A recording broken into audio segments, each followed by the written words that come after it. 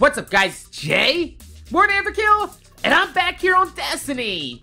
And if you've been paying attention to the Destiny community for the past week or so, you'll notice that there was a large percentage of the community farming Omnigul in this week's Nightfall for her unique legendary strike item, the Grasp of Malok Pulse Rifle. Especially since this week's Nightfall was a solar burn that just so happened to coincide with a potential 660% damage buff to the Golden Gun if you equip yourself with a Celestial Beasthawk and a newly reworked Deadeye perk in a Gunslinger skill tree. It's fairly simple to absolutely destroy her by nailing her to the floor with a Night Stalker to make sure she doesn't fly away, and then burning her down with 2 Beasthawk and Hunters. Just absolutely wreck her in a matter of seconds. Now, in any other loot and shoot game that's not Destiny, this wouldn't be anything new or different. It's actually mostly encouraged by developers of other loot and shoot games. It's not going to raise any eyebrows in the community. People love farming in loot and shoot type of games.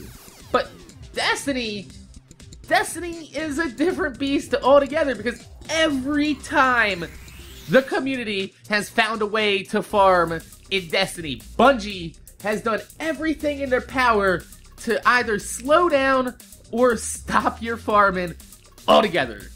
But this week feels like Bungie threw us a frickin' bone here, right? I mean, they buffed the Golden Gun, and they gave us a strike that's known to be easily farmable for a very rare and highly sought-after weapon, in a strike that, previous to last week's update, was no longer in the Year 2 Nightfall rotation. And then, as the icing on top of the cake, they just gave us the tools to farm it easier with a solar burn Nightfall. That, my friends, is very uncharacteristically un-Bungie-like of them. So, why? Why, after all this time, would Bungie try to discourage farming at every single corner until now?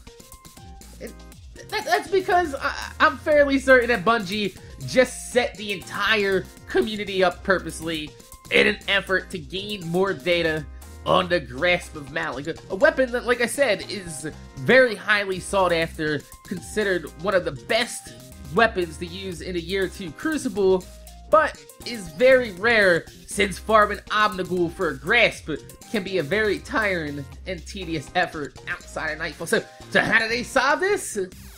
Easy. You maximize the amount of people that have one by making it easily farmable for a week. You add an Omnigul back into the Nightfall strike rotation. You give her a burn modifier that not only encourages you to kill her faster, but also a burn that none of the enemies in the near vicinity to Omnigul are equipped with. This way it maximizes the player's success rate, not to mention that Nightfalls also increase the frequency of how often unique strike gear drops.